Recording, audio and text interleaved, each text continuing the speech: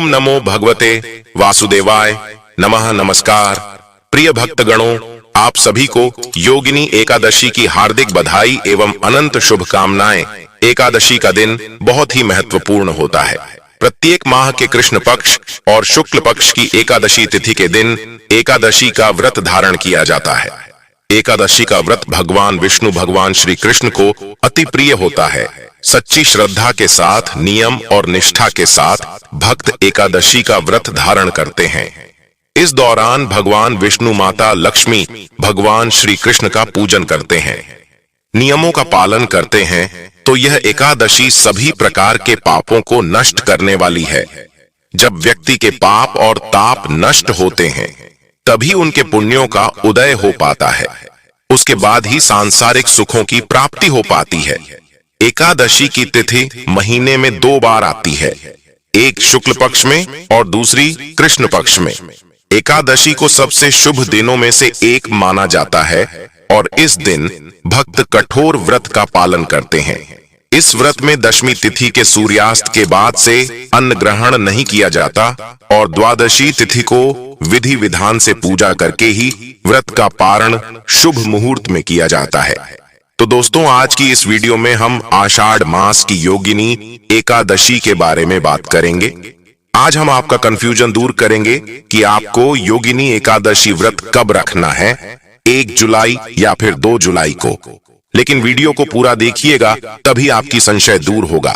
तो आज की वीडियो में हम जानेंगे कि योगिनी एकादशी इतनी महत्वपूर्ण क्यों है, इसका महत्व, एकादशी कब है, व्रत कब रखें, व्रत का पारण कब करें, एकादशी और द्वादशी तिथि कब से कब तक है, पूजा का शुभ समय क्या है, राहु काल का समय क्या है, व्रत का पारण किस दिन करेंगे और किस चीज से करें, हरिवासर कब से कब तक है, सारी बातें आज की इस वीडियो में जानेंगे। तो आप अंत तक वीडियो में बने रहे। नमस्कार दोस्तों, स्वागत है आप सभी का एक बार फिर से आपका पसंदीदा चैनल हिंदू रिलीजियस टेल्स में। दोस्तों, वीडियो शुरू करने से पहले एक बार पूरी श्रद्धा के साथ कमेंट सेक्शन में लिखें, जय श्री हरि विष्णु। भगवान हरि की कृपा आप पर सदैव बनी रहेगी और वीडियो को लाइक करके हिंदू रिलीजियस टेल्स चैनल को सब्सक्राइब अवश्य कर लें। दोस्तों, पूरे वर्ष में 24 एकादशी आती है, लेकिन जिस साल अधिक मास किया पुरुषोत्तम मास आता है, उस साल 2 अधिक एकादशी यानी कुल मिलाकर के 26 एकादशी आती है। प्रत्येक महीने में 2 बार एकादशी आती है, एक कृष्ण पक्ष में, दूसरी शुक्ल पक्ष में। दोनों ही एकादशियों का भिन्न भिन्न महत्व हमारे धर्म ग्रंथों और पुराणों में बताया हुआ है। एकादशी का व्रत भगवान श्री हरि लक्ष्मी नारायण जी का परम प्रिय व्रत है। एकादशी का व्रत करने से मनुष्य के कई जन्मों के पाप जड़ से नष्ट हो जाते हैं तथा उनके पुण्य का उदय होता है। जब मनुष्य के जन्म जन्मांतर के पाप नष्ट हो जाते हैं तभी उन्हें सांसारिक एवं भौतिक सुखों की प्राप्ति होती है। कृष्ण पक्ष में आने वाली एकादशी में व्रत करने से पूर्वजों और पितरों का आशीर्वाद प्राप्त होता है। वंश की वृद्धि के साथ संतान सुख की प्राप्ति भी होती है। इसी प्रकार शुक्ल पक्ष को पड़ने वाली एकादशी को व्रत करने से पितृमातृकाओं एवं मातृमातृकाओं को प्रसन्नता होती है और उन्हें मुक्ति मिलती है। पुराणों के अनुसार जो व्यक्ति एकादशी करता रहता है वह जीवन में कभी भी संकटों से नहीं घिरता और उसके जीवन में धन और समृद्धि बनी रहती है। एकादशी व्रत के दिन चावल नहीं खाना चाहिए। इस दिन चावल को जीव के बराबर मानते हैं, क्योंकि शास्त्रों में धार्मिक मान्यता के अनुसार ऐसा माना जाता है कि एक बार महर्षि मेधा ने यज्ञ में आए हुए एक भिक्षु का अपमान किया था, जिसके कारण मां दुर्गा नाराज हो गई और मां दुर्गा को मनाने के लिए महर्षि मेधा ने अपना शरीर त्याग दिया, जमीन में धंस गया। इससे मां दुर्गा प्रसन्न हो गई और महर्षि को आशीर्वाद दिया कि उनके अंग भविष्य में अन्न के रूप में उगेगी। इस कारण एकादशी के दिन अन्न, चावल और जौ उगा। उस दिन एकादशी तिथि थी, इसलिए चावल को जीव माना गया। यही वजह है कि एकादशी के दिन चावल खाना नहीं खाना चाहिए। दोस्तों, एकादशी के दिन दान करना अच्छा माना गया है। व्रती व्यक्ति को इस दिन सामर्थ्य के अनुसार वस्त्र, जल, आभूषण, आसन, पंखा और फल इत्यादि का दान करना चाहिए। मान्यता है कि इस दिन जल से भरे कलश का दान करने से बहुत अधिक पुण्य प्राप्त होता है, लेकिन इस दिन चावल और आटा को दान करना इस दिन निषेध है। ये दोनों चावल और आटा और अगले दिन द्वादशी के दिन दान करना चाहिए। श्रीमद् भगवत गीता में भगवान श्री कृष्ण जी ने अर्जुन को उपदेश देते हुए कहा था कि संपूर्ण व्रतों में एकादशी का व्रत मेरा ही स्वरूप है। इस कारण एकादशी के व्रत की महिमा ज्यादा हो जाती है और आषाढ़ मास के कृष्ण पक्ष की एकादशी को योगिनी एकादशी के नाम से जाना जाता है। एकादशी योगिनी एकादशी कहलाती है। स्कंद पुराण के अनुसार आषाढ़ महीने में भगवान विष्णु के 5 अवतार भगवान वामन की पूजा करने का विधान है, क्योंकि इस महीने के देवता भगवान वामन ही हैं। इसलिए आषाढ़ मास की दोनों एकादशी और द्वादशी तिथियों पर भगवान वामन की विशेष पूजा और व्रत करने की परंपरा है। आषाढ़ महीने के दौरान भगवान विष्णु के वामन अवतार की पूजा करने से सभी मनोकामनाएं पूरी होती हैं। यूं तो कोई भी व्यक्ति इस व्रत को कर सकता है, परंतु यह व्रत उन लोगों के लिए विशेष रूप से महत्वपूर्ण है जो कुष्ठ रोग अथवा किसी भी प्रकार के चर्म रोग और अन्य स्वास्थ्य समस्याओं से पीड़ित है। इस व्रत के प्रभाव से पूर्व में किए गए समस्त पाप और बुरे कर्म नष्ट हो जाते हैं। उत्तम स्वास्थ्य और संतान सुख की प्राप्ति होती है। एक मान्यता के अनुसार इस दिन स्नान के लिए मिट्टी का प्रयोग करना अति शुभ माना जाता है। स्नान के पूर्व तिल का उबटन शरीर पर लगाकर फिर स्नान करना चाहिए। योगिनी एकादशी को ओडिशा में खरी लागे एकादशी या नसारा एकादशी भी कहा जाता है। प्रिय भक्तगणों, आप इस एकादशी का व्रत धारण करते हैं, अत्यंत ही श्रेष्ठ है। लेकिन किसी भी कारणवश मान लीजिए आप इस एकादशी का व्रत नहीं कर पाते हैं, तो भी आज के दिन आपको भगवान श्री हरि विष्णु की विधि विधान से पूजा जरूर करनी चाहिए, क्योंकि आज के दिन अगर आप बिना व्रत किए भी भगवान श्री हरि की पूजा आराधना करते हैं, उनके मंत्रों का जप करते हैं, तुलसी दल युक्त भोग उन्हें अर्पित करते हैं और आज आपको किसी भी प्रकार से तामसिक चीजों का सेवन नहीं करते हैं, जैसे कि लहसुन, प्याज, मांस, मदिरा, इन चीजों का त्याग कर दीजिए।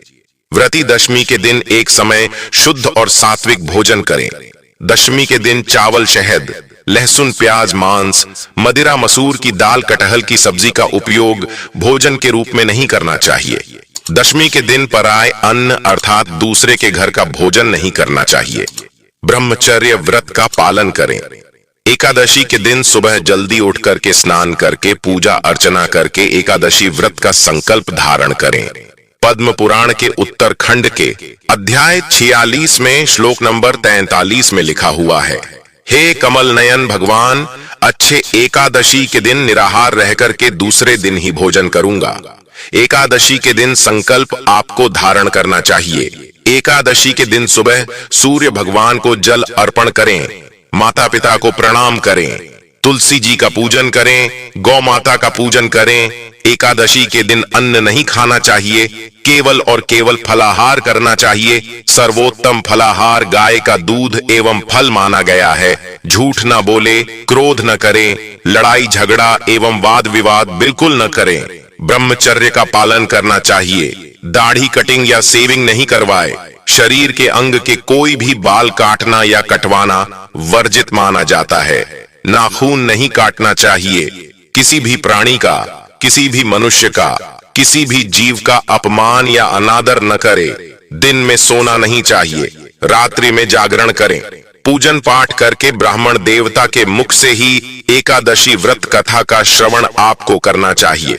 कथा सुनने के बाद ब्राह्मण देवता को यथाशक्ति दक्षिणा अवश्य प्रदान करें और अगले दिन शुभ मुहूर्त में ही एकादशी व्रत का पारण आपको करना चाहिए। पारण का अर्थ होता है व्रत खोलना या व्रत का समापन करना। एकादशी के दिन आप चाय कॉफी पी सकते हैं, कोई दोष नहीं लगेगा, लेकिन ध्यान रखें आपको इस दिन फलाहार में हल्दी का उपयोग नहीं करना चाहिए। एकादशी के दिन पान नहीं खाना चाहिए। एकादशी के दिन कोई भी अभय भक्षण जैसे लहसुन, प्याज, मांस, मदिरा का उपयोग नहीं करना चाहिए। एकादशी के दिन घर में चावल का उपयोग नहीं करना चाहिए। चावल बनाना भी नहीं चाहिए और चावल खाना भी नहीं चाहिए, और चावल इस दिन पूजा में भी उपयोग नहीं करना चाहिए। एकादशी के दिन यदि आपके घर परिवार में जन्म अथवा मृत्यु का सूतक लग जाता है तो ऐसी परिस्थिति में आप एकादशी व्रत तो अवश्य करें। सभी नियमों का भी पालन करें, लेकिन आपको भगवान का स्पर्श या पूजन अर्चन नहीं करना चाहिए। अगले दिन जब आप व्रत का पारणा करते हैं तो सूतक की अवस्था में जल या तुलसी पत्र या फल या फलाहारी वस्तु से व्रत का पारणा कर सकते हैं। यदि आप यात्रा में हैं या कहीं बाहर है और पूजा पाठ या पारणा की व्यवस्था नहीं हो पा रही है तो आंख बंद करके मानसिक रूप से मन में सभी वस्तु का, सभी विधि का ध्यान करते हुए यदि आप एकादशी व्रत करेंगे तो आपको एकादशी पूजा का व्रत का पूरा पुण्य प्राप्त होगा, क्योंकि हमारे धर्म ग्रंथों और पुराणों में मानसिक पूजा का भी विधान बताया गया है। और इसी तरह यदि कोई माताएं बहनें मासिक धर्म पीरियड की अवस्था में रहती हैं तो ऐसी अवस्था में भी उनको व्रत करना चाहिए। व्रत के नियमों का भी पालन करना चाहिए, लेकिन उनको भगवान का स्पर्श या पूजन अर्चन नहीं करना चाहिए। साथ ही जो माताएं बहनें गर्भावस्था में हैं, गर्भवती है, तो उनको अपने बालक का, अपने शिशु का, गर्भस्थ बच्चे का ध्यान रखते हुए ही एकादशी व्रत करना चाहिए। अच्छी प्रकार से फलाहार करके वह व्रत कर सकती हैं, लेकिन कोई भी इस दिन गलत काम ना करे। किसी भी प्रकार का पाप कर्म बिल्कुल ना करे। सभी तरह से आपको अच्छे मन से पवित्र अवस्था से एकादशी व्रत का नियम विधि विधान से पालन करके ही करना चाहिए। अगर जाने अनजाने में आपसे कोई त्रुटि हो जाती है, गलती हो जाती है, तो प्रभु से आप क्षमा याचना अवश्य कर लीजिएगा। प्रभुत्व कृपा निदान हे दयालु है, आपको क्षमादान अवश्य ही प्रदान करेंगे। प्रिय भक्तगणों, श्री कृष्ण ने कहा, हे राजन, यह योगिनी एकादशी का व्रत 88,000 ब्राह्मणों को भोजन कराने के बराबर फल देता है। इसके व्रत से समस्त पाप दूर हो जाते हैं और अंत में बैकुंठ लोक की प्राप्ति होती है। कहा जाता है कि इस व्रत को रखने से सफलता और सिद्धि मिलती है। परम कल्याणकारी योगिनी एकादशी के दिन की महिमा का वर्णन पुराणों और धर्म ग्रंथों में भी मिलता है। इससे जुड़ी एक पौराणिक कथा भी प्रचलित है। पुरातन समय में अलकापुरी का राजा कुबेर शिव भक्त था। हेममाली नामक एक व्यक्ति उनकी सेवा करता था, जो शिव जी की पूजा के लिए फूल लाया करता था। एक बार हेममाली अपनी पत्नी के प्रेम में पूजा के लिए फूल लाने से चूक गया। तब नाराज होकर कुबेर माली को श्राप दे डाला कि वो के वियोग में तड़पे और मृत्यु लोक में जाकर रोगी बन जाए। श्राप के कारण ऐसा ही हुआ। फिर एक दिन हेममाली की भेंट मार्कंडेय आर्षि से हुई। आर्षि ने उसे योगिनी एकादशी का व्रत करने के लिए कहा। हेममाली ने इस व्रत को पूरे विधि विधान से किया और इस पुण्यदायी व्रत के प्रभाव से उसके सभी कष्ट दूर हो गए और वह अपनी पत्नी के साथ पुनः अलकापुरी में जाकर सुखपूर्वक रहने लगा। आइए जानते हैं योगिनी एकादशी शुभ मुहूर्त पारण के बारे में। लेकिन उससे पहले अभी तक आपने वीडियो को लाइक नहीं किया है तो वीडियो को लाइक करके चैनल को सब्सक्राइब अवश्य करें। इस्कॉन मंदिर के कैलेंडर के अनुसार और ज्योतिष शास्त्र के अनुसार आषाढ़ मास के कृष्ण पक्ष की एकादशी 1 जुलाई सोमवार को सुबह 10:26 पर शुरू होकर अगले दिन 2 जुलाई मंगलवार को 8:42 पर समाप्त होगी। सनातन धर्म के अनुसार हम सब एकादशी का व्रत उदया तिथि के दिन रखते हैं। उस दिन रखना श्रेष्ठ फल देता है। इसीलिए इस बार योगिनी एकादशी का उपवास 2 जुलाई मंगलवार 2024 को रखा जाएगा। एकादशी के दिन सूर्य उदय का समय रहेगा। सुबह 5:27 पर सूर्यास्त का समय रहेगा। शाम 7:23 पर। एकादशी के दिन ब्रह्म मुहूर्त का समय रहेगा। सुबह 4:07 से 4:45 तक और विजय मुहूर्त का समय होगा एकादशी के दिन अर्थात 2 जुलाई को सुबह 2:44 से 3:40 तक। द्वादशी तिथि शुरू होगी 2 जुलाई 8:42 पूर्वाह्न से जुलाई 3 7:10 पूर्वाह्न तक, और राहु काल का समय रहेगा जुलाई 2 मंगलवार को दोपहर 3:51 से शाम 5:32 तक। राहु काल के समय कोई भी शुभ कार्य नहीं करते, इस बात का ध्यान रखिएगा। अभिजीत मुहूर्त रहेगा दोपहर 12:04 से दोपहर 12:57 तक। अमृत काल रहेगा सुबह 2:20 से सुबह 3:53 तक। इस बार योगिनी एकादशी का दिन बेहद खास है, क्योंकि इस दिन 1 या 2 नहीं बल्कि 5 शुभ योग का महासंयोग बन रहा है। ऐसे में इस दौरान किए गए कार्यों का शुभ फल मिलने की संभावना ज्यादा है। इस बार योगिनी एकादशी पर धृति योग, सर्वार्थ सिद्धि योग, त्रिपुष्कर योग, शिववास योग, बालव, तैतिल और कौलवकरण योग का महासंयोग बन रहा है। एकादशी के दिन धृति योग बन रहा है। धृति योग इस दिन सुबह 11:17 तक रहेगा। इसके बाद शूल योग बन रहा है। धृति योग में भगवान विष्णु की पूजा करने का परम शुभ फल प्राप्त होता है। ज्योतिषियों के अनुसार माने तो इस दिन त्रिपुष्कर योग भी बन रहा है, और यह योग 2 जुलाई को सुबह 8:42 से शुरू हो रहा है, जो अगले दिन 3 जुलाई मंगलवार को सुबह 4:40 तक रहेगा। जबकि सर्वार्थ सिद्धि योग 2 जुलाई को सुबह 5:27 से शुरू होगा और यह समाप्त होगा 3 जुलाई बुधवार को सुबह 4:40 पर।